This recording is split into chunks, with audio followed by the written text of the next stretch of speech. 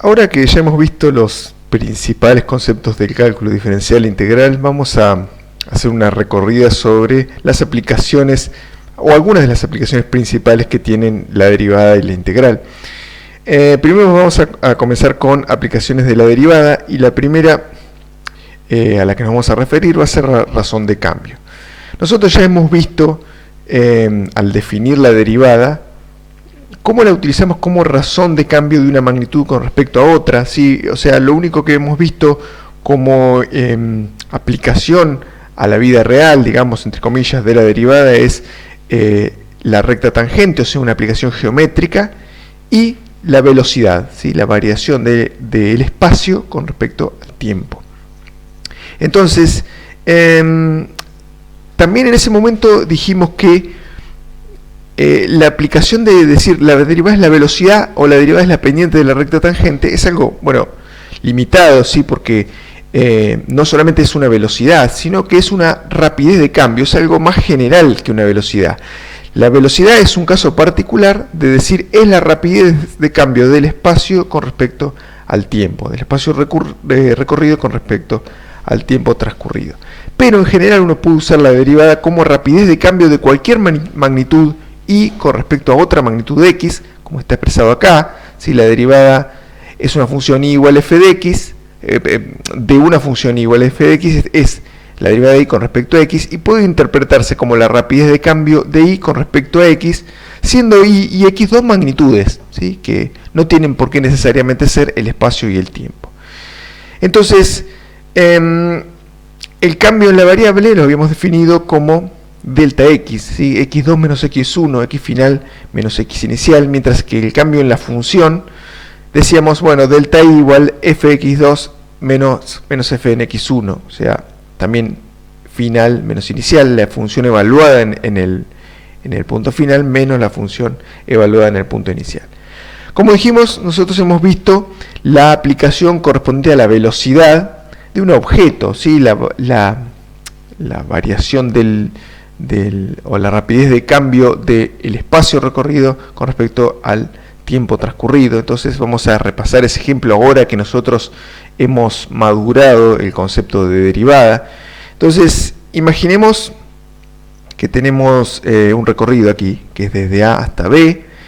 Este eje mide distancia, el eje Y, y este eje X mide tiempo, ¿sí? No le llamamos T hoy, le llamamos X.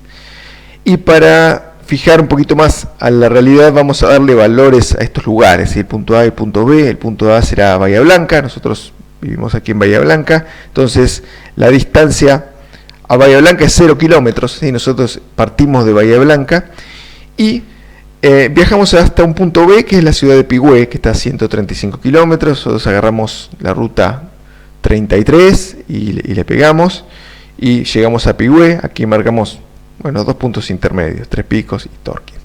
Entonces, el tiempo que pasó desde que partimos desde A hasta que llegamos a B es una hora. Entonces x1 será las 14 horas, digamos, salimos después de comer, y x2 será las 15 horas. Y este es el recorrido, la función de recorrido que hemos hecho. Por supuesto es algo simplificada, ¿sí? Pero suponemos que es un viaje en medio de una pandemia mundial, entonces hay pocos autos, y entonces uno puede, la velocidad, o uno pisa el acelerador muy poco, ¿sí? Entonces, y el freno también. Entonces, en esta parte del recorrido, uno sabe, porque sabe que la velocidad es la pendiente de la recta tangente a la trayectoria. Entonces uno sabe que si la recta tiene una pendiente menor, como es en este caso, con respecto a este caso, entonces en este caso lo que va a pasar es que la velocidad fue menor, o sea, este tramo, hasta llegar, digamos, a Tres Picos, tuvo una velocidad baja, relativamente baja en comparación con el otro tramo. Esto, bueno, pasa porque uno tarda en salir de la ciudad, porque digamos, hay más tránsito. Luego, a partir de aquí, más o menos la mitad del viaje, la velocidad fue en aumento, entonces en un momento llegamos al punto B. Entonces, la velocidad promedio nosotros la calculábamos como el cambio en el espacio, digamos, en el espacio en el espacio en términos de distancia, es decir, nosotros cuánto viajamos. Bueno, viajamos desde el valor 0 hasta el valor 135, entonces delta I será esta función, f en x2 será f en b, será 135 kilómetros, mientras que f en x1 será 0, entonces eso será 135 menos 0. Y entonces también tenemos el cambio en la variable tiempo, que es tiempo final menos tiempo inicial, o sea, 15 menos 14 es 1 hora, entonces esa es la cuenta que hace. Y el promedio da 135 kilómetros por hora, es el promedio de nuestro viaje, y representa la pendiente de la recta secante entre los puntos A y B. Si nosotros tenemos acá ploteadas las dos magnitudes, tenemos la distancia y el tiempo, que son, la distancia corresponde al numerador, y el tiempo al denominador. Entonces tenemos ambas variables, ¿sí? Entonces esto también se asocia, por supuesto, a lo que vimos como geometría, la pendiente de la recta secante, la pendiente de la recta tangente. Entonces, si yo quisiera buscar la velocidad instantánea, tendría que encontrar para cada valor de x, que corresponde al tiempo, la recta tangente en cada uno de los puntos de la curva. Mientras que hacer una velocidad promedio, es decir, bueno, la distancia entre las ciudades, la distancia que viajé es 135 kilómetros, lo que tardé es 1 hora, esto es 135 dividido 1, entonces esa velocidad, ese número que a uno le da, es la pendiente de esta recta secante entre los puntos A y B.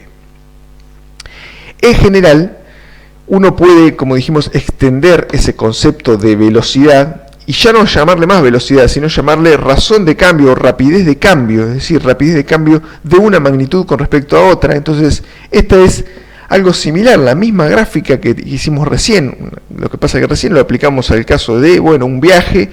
Ahora es una gráfica que representa dos magnitudes cualquiera, o sea, y x. Entonces, si uno calcula delta i sobre delta x, siendo delta i y delta x los cambios en ambas magnitudes, lo que uno calcula es el promedio de la rapidez de cambio de la variable y con respecto a la variable x.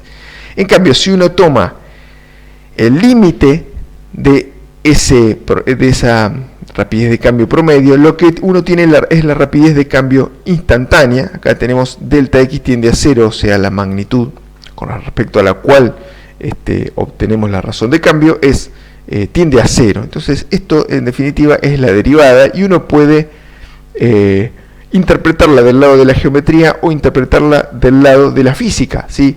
Lo que hacíamos con la velocidad es interpretarlo del lado de la física, pero por supuesto tiene su mismo razonamiento, su razonamiento análogo desde el punto de vista de la geometría. Ahora, esto que hemos expresado acá extiende el concepto de velocidad a expresar la razón de cambio de cualquier magnitud con respecto a otra. Eso vamos a hacer ahora por ahí en algunos problemas, y en definitiva los problemas que aparecen, por ejemplo en la guía de problemas de rapidez de cambio, tienen ese objetivo, tienen el objetivo de mostrar que la derivada no es solo una velocidad, no es solo la velocidad, sino puede ser la rapidez de cambio de cualquier magnitud con respecto a otra magnitud, ¿sí? Entonces eso lo vamos a hacer ahora en 4 o 5 ejemplos consecutivos, y es, como decía, el objetivo que tiene los problemas de la guía de problemas, o los que uno puede encontrar en la bibliografía, como por ejemplo el libro de Stewart o el libro de Purcell, que tiene un montón más de ejercicios para hacer práctica con respecto a esto.